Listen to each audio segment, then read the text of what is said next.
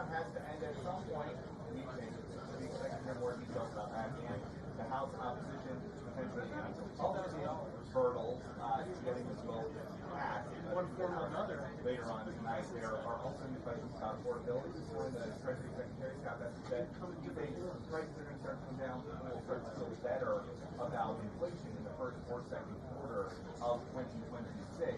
So we hope to learn a little bit more about what exactly the delays are here, what the administration is blamed on the first or second quarter of 2026. There's also this story out of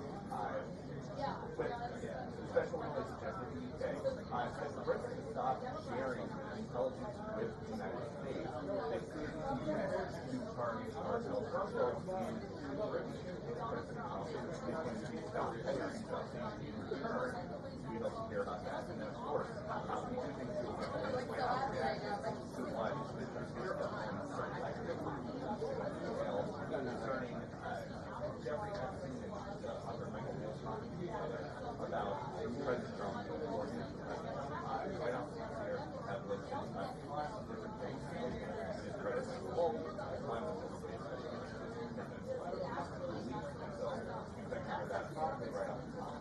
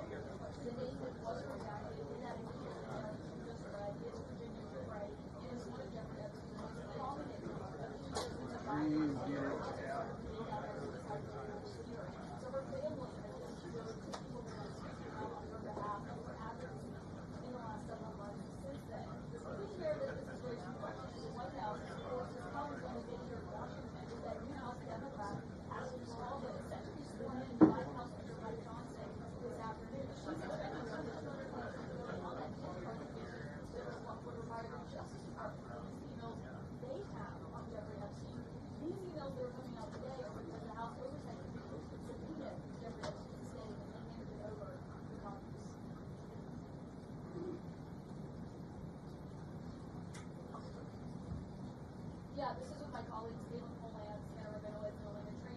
We are told that the White House is trying to meet with Republican Congressmember Lauren Boebert. She is one of the Republicans who has voiced support for that discharge petition. There's only a handful of Republicans who have done so. And we are told that top officials, including the Attorney General Pam Bondi, the Deputy Attorney General Todd Blanche, and the FBI Director Cash Patel were all trying to meet with Lauren Boebert in order to try to sway her position on that discharge petition, given the way that she's spoken publicly about it, alongside Marjorie Taylor Greene, Thomas Massey, and Nancy Mace, in terms of voting for that. Something that could happen, of course, as soon as we see Adeline Hall this sworn in. What's not clear is if those efforts by the White House have been successful or where that's going. But it does speak to the fact that the White House, how they're viewing this, they clearly do not want that discharge petition to go through or to pass. And there's questions of what would happen if it did pass the House, what the Senate would do with it, and of course how the White House and the Justice Department would respond to that.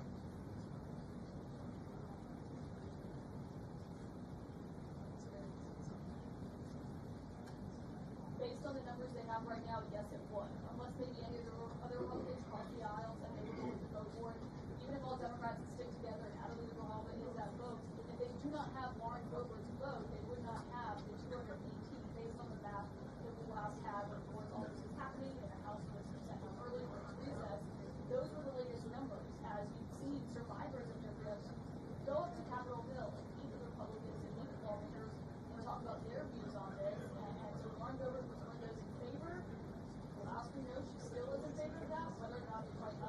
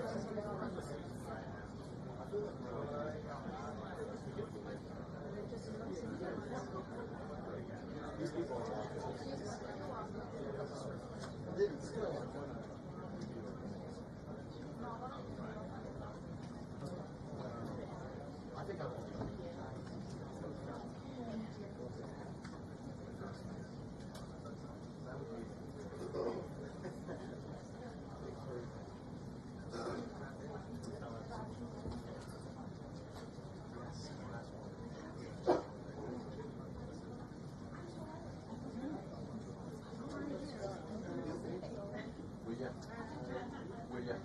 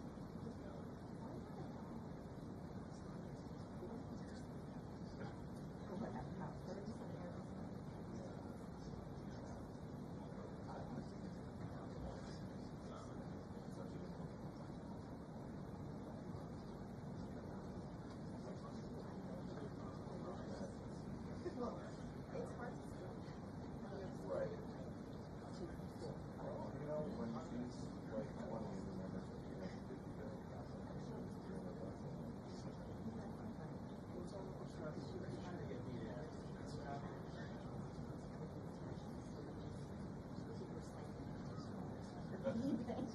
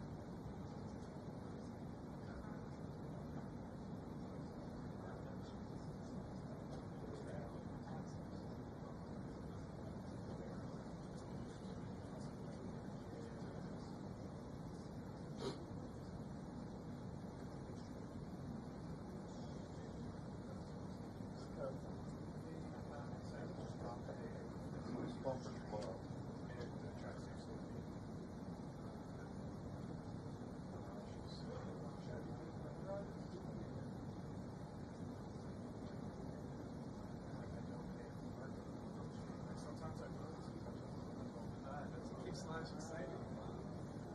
During the shutdown, I don't know if it's not to get inside. That's pretty big. Yeah. Haven't got me yet. Nice one. Gambling very bad.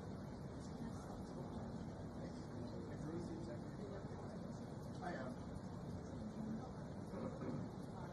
Oh, I've seen those. Yeah. I've seen so many. It's not specific. Ridiculous.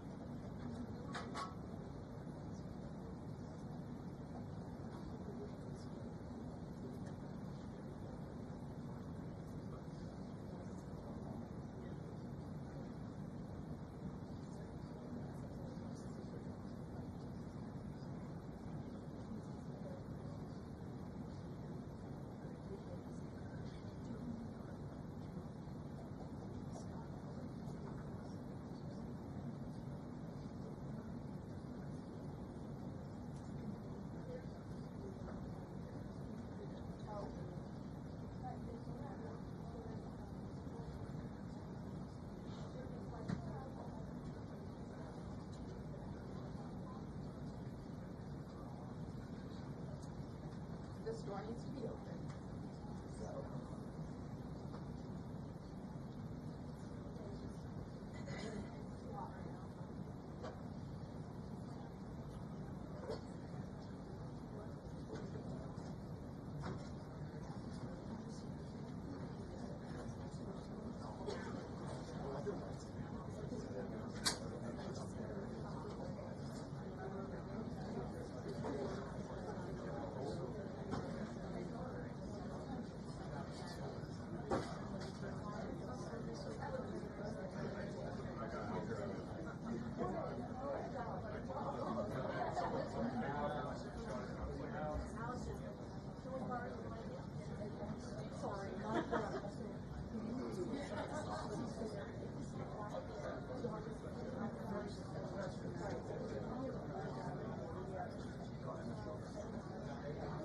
not going to let us in here anymore after this.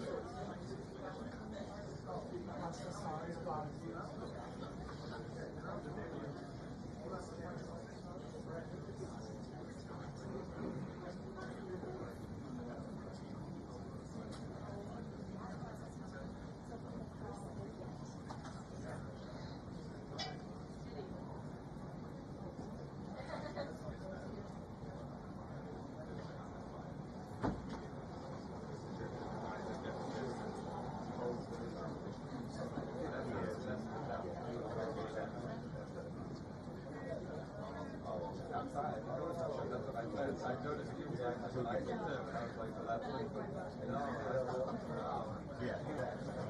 That's some back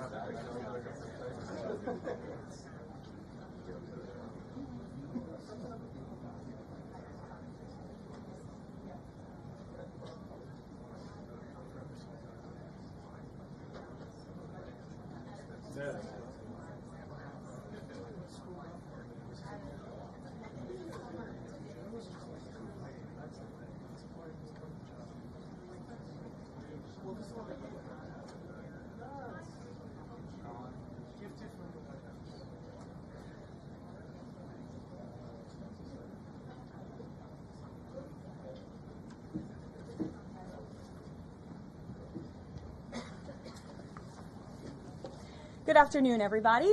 Thank you for being here today. We are going to get to my remarks and Q&A as always, but I do have the FBI director with me here, Kash Patel. You all know him well, and he's here to provide an update for you all with respect to China. As you know, President Trump had a very successful meeting on his trip to Asia with President Xi, where they discussed the need for China to crack down on fentanyl production and distribution, which ultimately makes its way here to the United States of America. And the FBI director recently traveled to China following President Trump's meeting to meet with his counterpart in Beijing. And he has a really positive announcement for the American people to share. So the president wanted me to bring the FBI director out to share that with all of you today. So Kash, please, thank you for being here. Thanks, Caroline. As Caroline mentioned, we have some tremendous news thanks to President Donald J. Trump once again for the American people. As soon as the President of the United States took office, he issued a mandate to rid America of the scourge that is fentanyl, a drug that has killed hundreds of thousands of Americans. Thanks to his leadership and direct engagements with China, we set up a framework to execute that mission 8 months ago. Attorney General Bondi immediately thereafter took steps to engage her counterpart in China at the Ministry of Public Security. Pursuant to their direct discussions, as the FBI director designated to run counterpoint on this, along with the Secretary of State Rubio and Ambassador Perdue and the team here at the White House, we set forward a path to implement the policy needed to crush the plague of fentanyl. Deputy Attorney General Blanche and our teams have been hard at work ever since, ultimately culminating in my trip to Beijing last week. This was only possible due to President Trump's historic engagement with President Xi just a few short weeks ago that set the stage for today's announcement.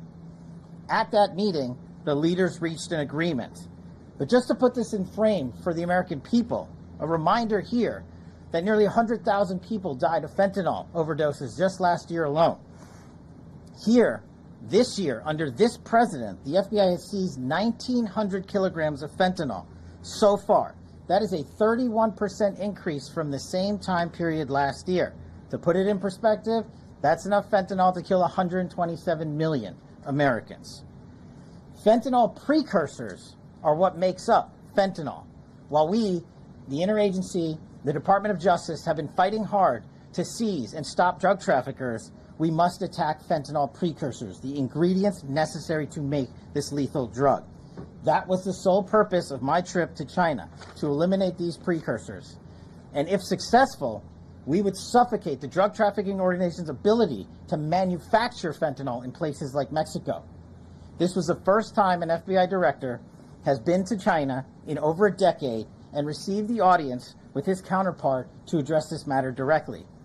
And again, thanks to President Trump's direct engagement with President Xi, the government of China committed fully to my engagement there on the ground in Beijing at a level never seen before.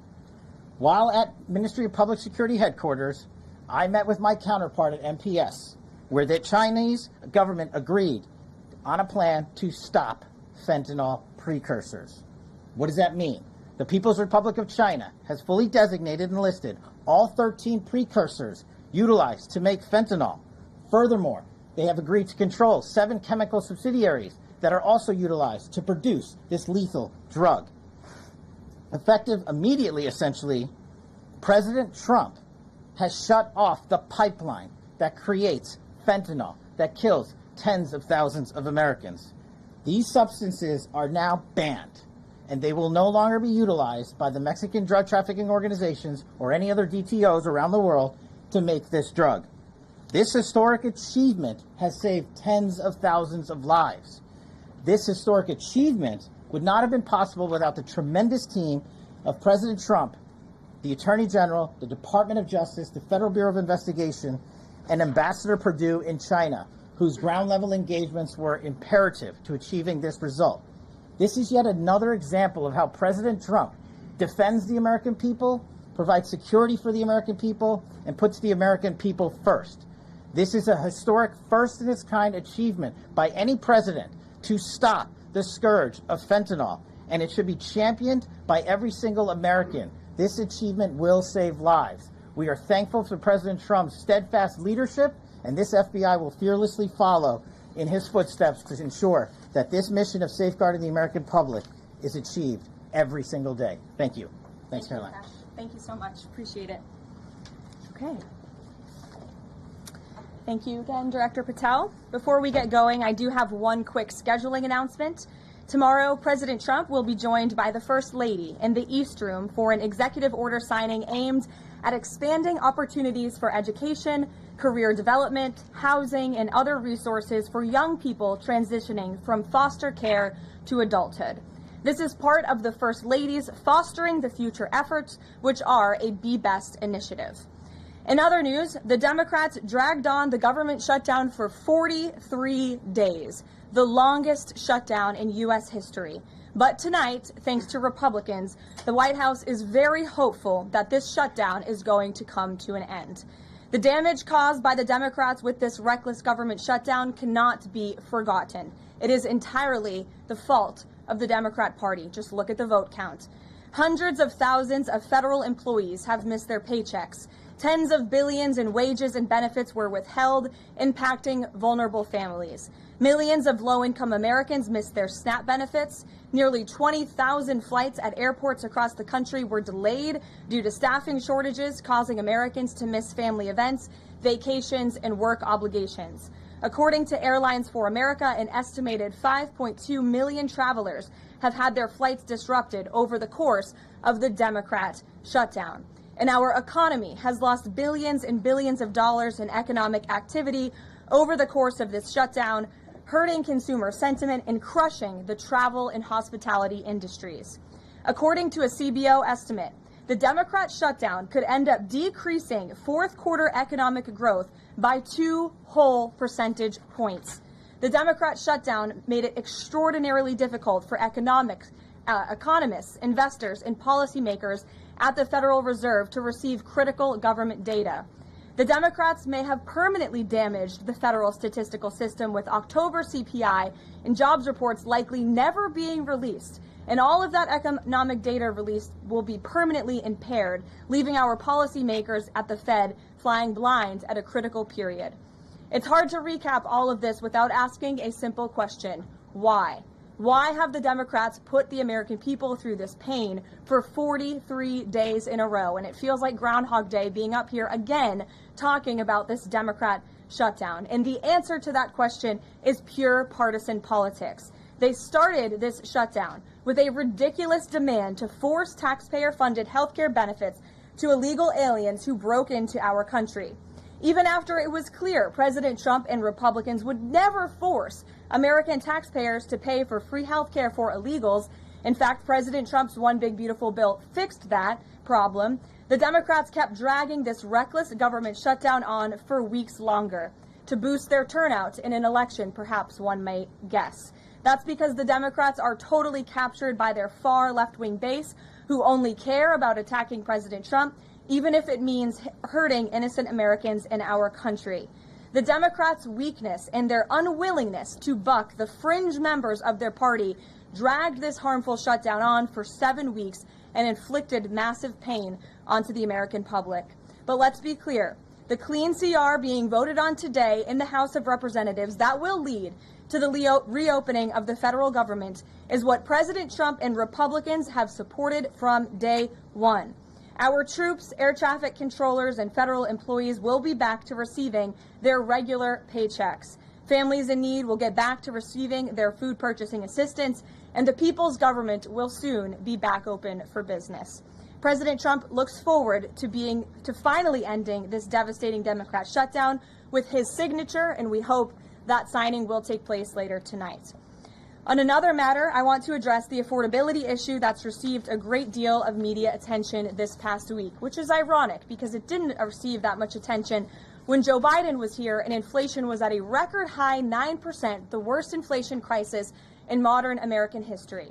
And President Trump won a landslide election in part to address the affordability issues created by Joe Biden and the Democrats. And that's exactly what President Trump has done since day one of his administration. Since the first day in office and every day since, the Trump administration has taken aggressive action to fix the Biden-created cost of living issues. The notion that the same Democrats who just shut down the federal government to sabotage our economy, rob people of their paychecks, and also helped Joe Biden ratchet up inflation to 9%, are now suddenly affordability champions, that notion is completely absurd. And it's something only the liberal media would have the gall to push. But the reality is that President Trump and his administration have done so much to lower prices and increase the economic prosperity of the American people. And this president and his team of amazing economic advisors are going to keep working on this issue every single day. In less than 10 short months, President Trump signed the largest middle-class tax cuts in American history, including no tax on tips, overtime, and Social Security, which will guarantee that next year Americans are going to put more money back into their pockets. The president has completely unleashed American energy dominance to help bring gasoline prices to the lowest in 5 years, and we expect them to continue to decrease.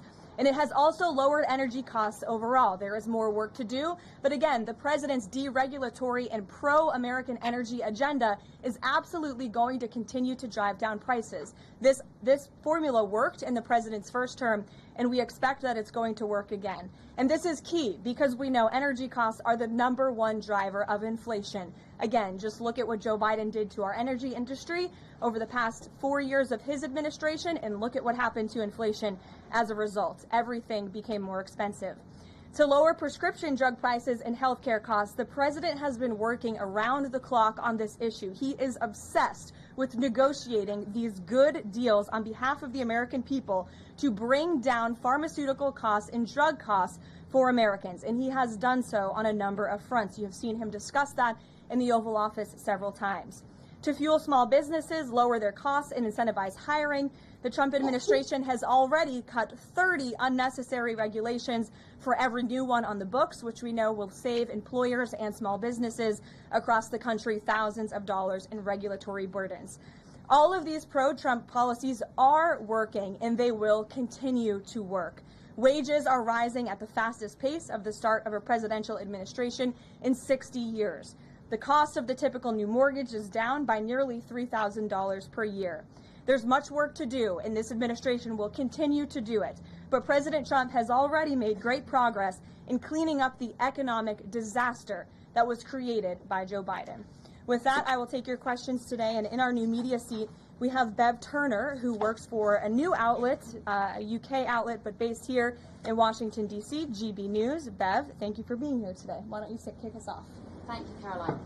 So the clock is ticking on the Friday deadline by which the BBC must retract and apologise for their malicious edits of the President in the documentary shown last year. The recently resigned Director General of the BBC yesterday described the organisation as the very best of society and blamed the enemies of the BBC for this outcome. Also yesterday, a senior government minister launched a fierce defence of the channel in the House of Commons, saying that the broadcaster remains a light on the hill for people all over the world. So, does the President feel that the network is taking this situation seriously? Does he believe that they've shown sufficient regret? Does this strain the relationship between the President and the Prime Minister? And given that the organisation is publicly funded, is the President prepared to bankrupt the BBC in his pursuit of truth and justice? Well, thank you, Bev. There's a lot of questions in one there. I will say I know the President has a very good relationship with Prime Minister Starmer. You have been there. You've seen them in their interactions. You've questioned both leaders in your time joining us when we've gone to the United Kingdom a few different times now. However, he has always been very frank when he disagrees with leaders, even whom he has a good relationship with. And the BBC, being a fair news organization, is definitely an outlet. I think these two leaders would disagree. The President has made it very clear that this is a leftist propaganda machine that is unfortunately subsidized by British taxpayers, and he thinks that's extremely unfortunate for the great people of the United Kingdom and Great Britain.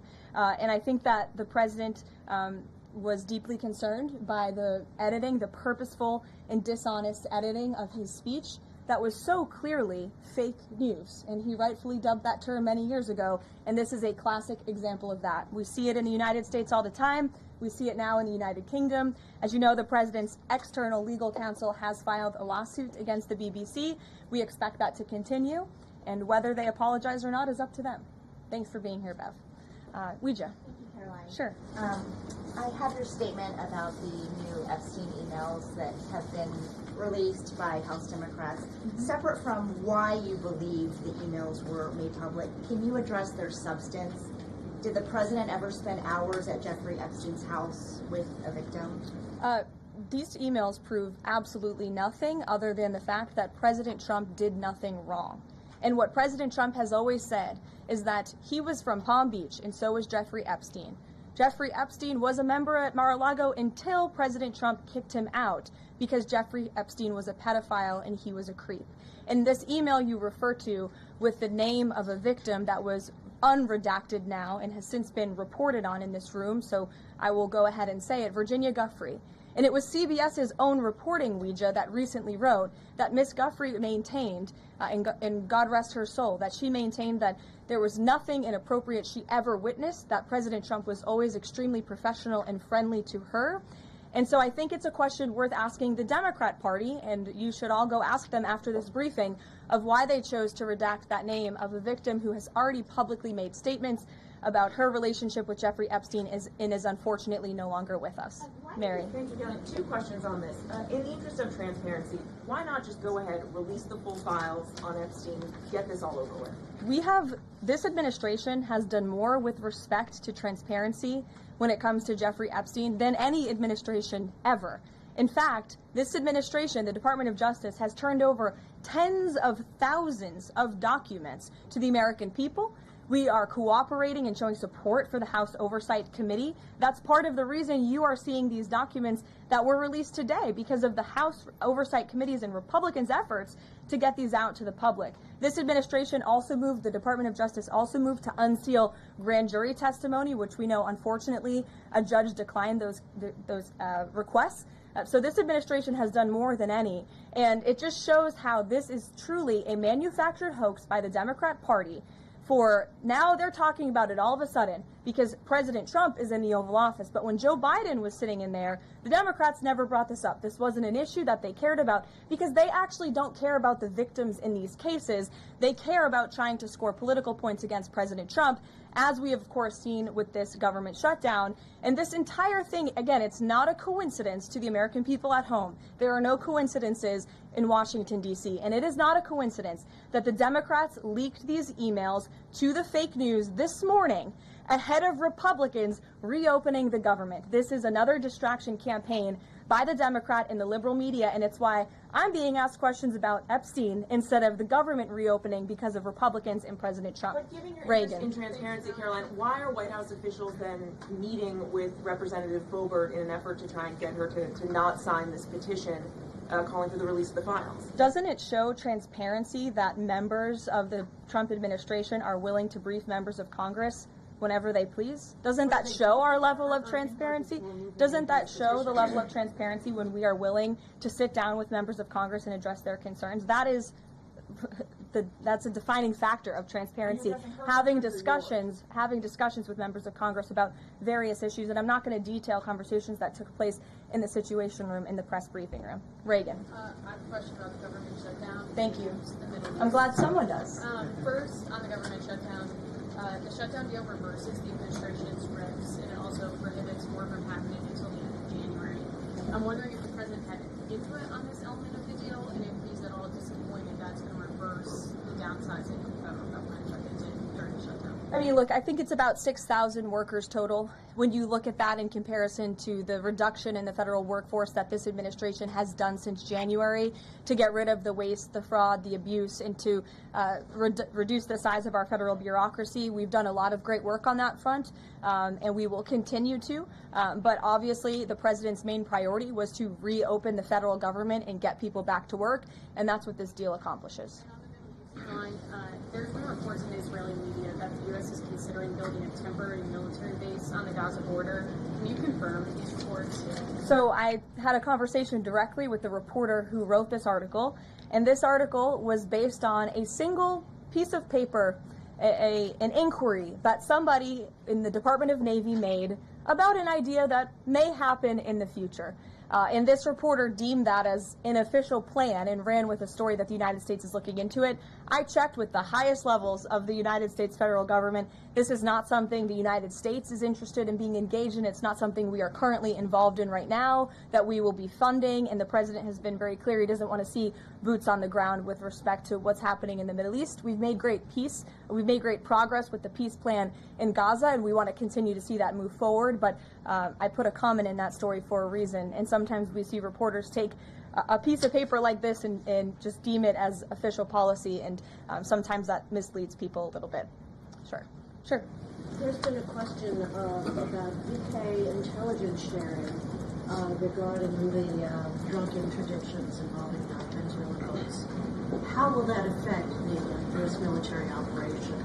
There's been a lot of discussion about the high caliber of the intelligence that has been provided before any of these military actions have taken place. I've seen that report. Oh, hello. I've seen that report. I'm familiar with the reporting, but we don't comment on intelligence matters, classified intelligence matters, as you know. As for the Trump administration's position on our narco-terrorist campaign in the Caribbean, it is going to continue, and the president has made it very clear he's not going to allow terrorists to bring illegal drugs that kill American citizens into our great country. Sure, John. I'll go to John and then Zolan. Go ahead. Thank you so much. Trump has talked about sending out $2,000 checks to U.S. citizens. Earlier this year, he also talked about sending a Doge dividend. That didn't materialize. Should U.S. Citizens expect a $2,000 proposal? Is the White House committed to making that happen? The White House is committed to making that happen, yes, and we are currently exploring all legal options to get that done. I don't have a timeline for you or any further details, but I can confirm for you that the president made it clear he wants to make it happen, and so his team of economic advisors are looking into it, and when we have an update, we'll provide one. Solon. You said at the top that one of the costs of the government shutdown was that people missed their SNAP benefits. Can you explain then why the administration went to court to fight the funding of food stamps and SNAP? So recipients missed their SNAP benefits because the Democrats shut the government down, and they forced the administration to tap into a contingency fund that did not even fund the full entirety of this program. And so then you had an unhinged judge who was trying to dictate from the bench what the executive branch has to pay for and where that money has to come from. That is judicial overreach at its finest, and so that's why the administration pushed back on that. We can't have the judicial branch telling the executive branch that we need to rob the Children Nutrition Fund, which is what this judge was trying to do, to pay for SNAP benefits. That's completely inappropriate and it's unconstitutional, and we've been proven right with that legal argument. But now the good news is, again, thanks to Republicans and in several hours President Trump, the government is going to be reopened, and SNAP recipients are going to receive their full benefits, which is what President Trump has always wanted to do. Stephen. Why also did you need the judicial process for that? I mean, during this shutdown, didn't the administration have a responsibility to tap into any of those reserves to ensure that essentially poor people could rely on? We did tap into it. We did tap into the contingency fund. And then the judge told us, no, you have to get more money from a Children's Nutrition Fund. And we felt that was judicial overreach. You shouldn't tell the president which fund he has to rob because the Democrats are holding the country hostage by shutting down the federal government. Stephen, go ahead. Well, if the president is considering a pardon for Ghislaine Maxwell? Again, he's answered this repeatedly. It's not something he's talking about or even thinking about at this moment in time. I can assure you of that. Stephen. Caroline, I've got two questions about New York for you. Sure. First, you always do. Mayor-elect ran for the New York Post. Mayor-elect Mamdani, he said that he plans to reach out to President Trump and that, quote, this is a relationship that would be critical. Does the White House have a response to this planned outreach? It's the first time I'm hearing of it. I'll let the president respond himself to that comment by Mr. Mamdani. My second question, Jack Schlossberg, the grandson of President Kennedy, announced today that he's running for Congress. He, in the recent past, has referred to his uncle, the HHS secretary, as, quote, a rabid dog, and he has said that the Trump administration is, quote, the most corrupt in American history. Does the White House have a comment on this sort of comment from a rising star in the Democratic Party? I don't even think such ridiculous comments are worth responding to. Obviously, those things are not true. And Secretary Kennedy is doing a phenomenal job bringing transparency and the gold standard of science back to our healthcare system. Eamon.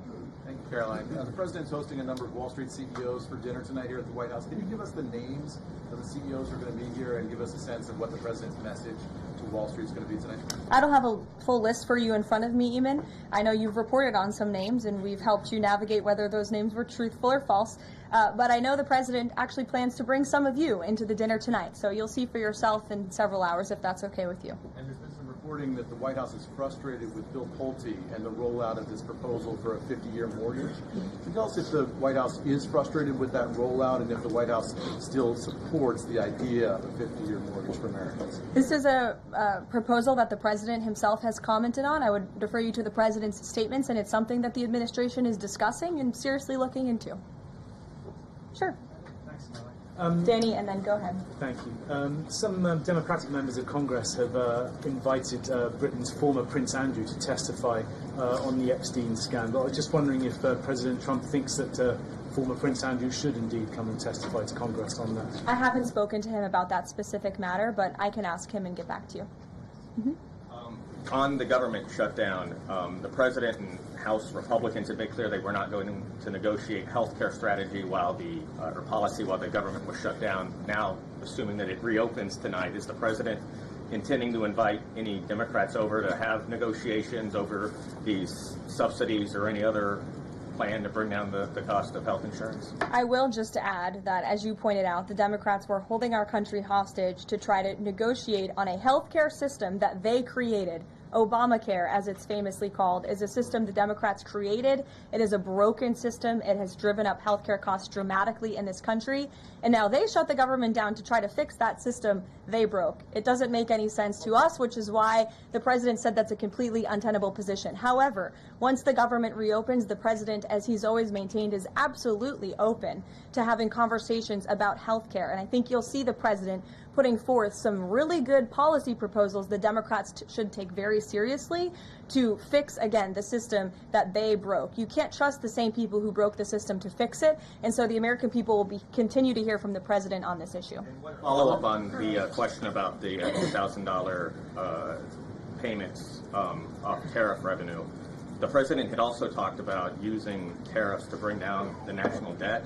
Would this be in lieu of that? Like, this is now the new way to maybe to use that tariff revenue? No, the president put out a statement on this clarifying he wants to do both things with the tariff revenue that he's bringing into this country. Trillions of dollars are expected to continue to pour in, and it's part of the reason that the Supreme Court case is so vital for our country's future, to restore our manufacturing industry in this country, to protect our national security, to continue to allow the president to use tariffs as leverage to negotiate economic deals that, again, are good for our national security. And that revenue can then be used for various reasons, to pay down our debt and also perhaps to give these rebate checks back to Americans, which, again, the White House is exploring the legal options of how we can get that done.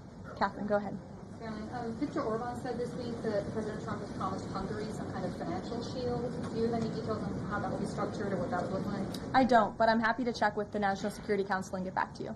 One more. You recently said you'd check with President Trump about why he needs to get an MRI on his recent trip to Walter Reed. Do you have any more detail on that? I do, and I'm glad you asked. As stated in the memo provided on October 10th, President Trump received advanced imaging at Walter Reed Medical Center as part of his routine physical examination. The full results were reviewed by attending radiologists and consultants, and all agreed that President Trump remains in exceptional physical health, which I know all of you will see with your own eyes later this evening when he opens up his dinner to the press, and perhaps you will see him when he signs the bill to reopen the federal government. So stay tuned on plans for that. Thank you, everyone.